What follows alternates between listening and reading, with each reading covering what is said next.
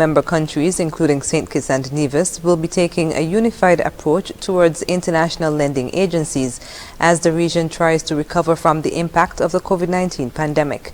This, according to Prime Minister Dr. The Honorable Timothy Harris, who in an interview with ZIZ News gave an update on an emergency meeting of CARICOM heads on Tuesday, focusing on economic recovery and transformation. Dr. Harris said the heads heard a report put forward by Barbados Prime Minister Honorable Mia Mottley on the findings of a committee who was tasked with determining the best way forward for the region.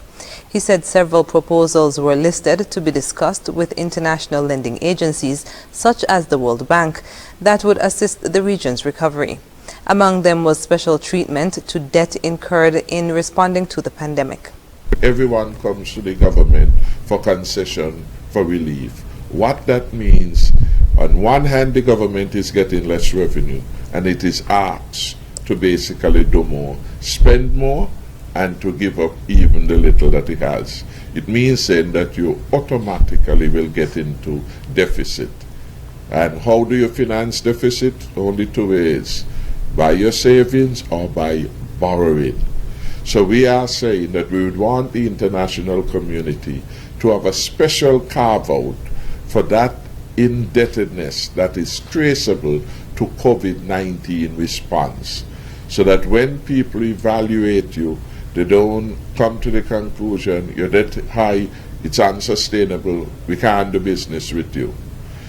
Because that special carve-out will mean that they will treat that indebtedness not in the normal way.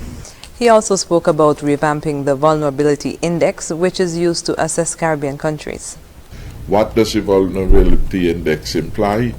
By and large, that you can't just assess a country based on how well they are doing in terms of GDP growth.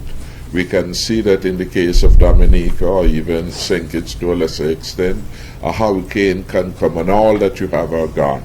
You have to build back, as it were, from scratch. Contrast that if a hurricane were to hit Florida, then the rest of the states will still be basically intact. So the vulnerability is much more intense for us as small island states, and so we are saying, look at other factors, look at our weaknesses, look at our vulnerabilities, so we have a broad-based composite measure. He said this would enable countries like St. Kitts and Nevis to borrow funds for programs to assist the people. If these talks succeed, then it is quite possible that the governments of the region will be able to access more financing to do the things that the citizens and residents want them to do, and to access them on better terms.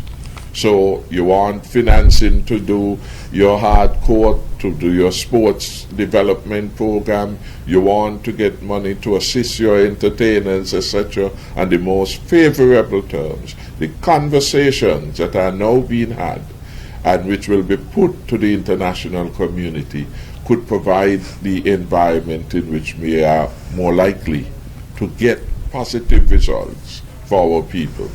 The Prime Minister said the next step is for the committee to meet with individual states to determine their precise needs.